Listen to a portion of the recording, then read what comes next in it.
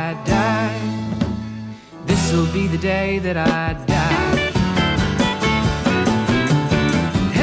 Don McLean is an American singer and songwriter.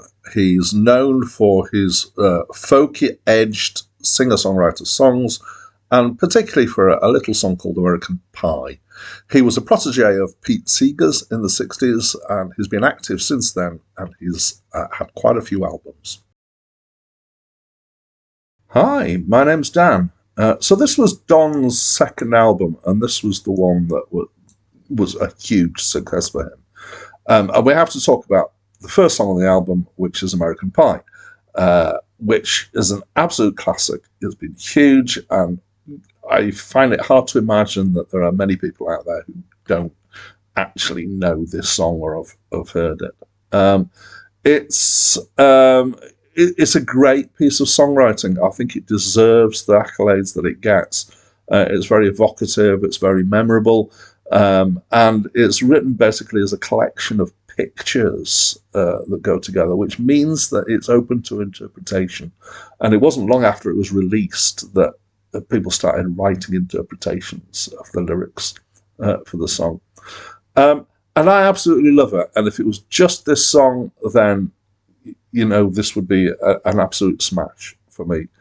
But there's the rest of an album. And I think it's, in some ways, it's a bit of a shame that the song American Pie is the first song on the album, because you kind of feel like it's going to go downhill from there if you're not careful. Whereas it might have been a safer bet to put it at the end as a kind of smash for the end of it. But I have to say, I don't think the rest of the album does disappoint. That it's a great album. I'm going to, put that out there straight away. The rest of the songs are about all sorts of things. It's mostly acoustic.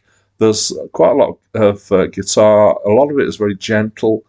There's another upbeat number which is quite similar in some ways, kind of stylistically, to American Pie, but the lyrics are quite different.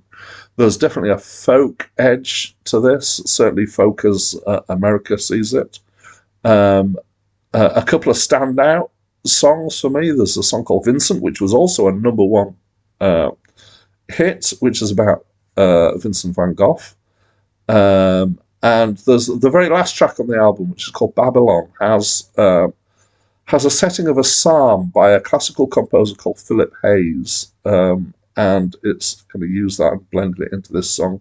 I actually know this thing not from hearing the Philip Hayes or from hearing this version, but Manfred Mann's Earth Band used it as the beginning to a song called Babylon on their album Roaring Silence, which I know quite well.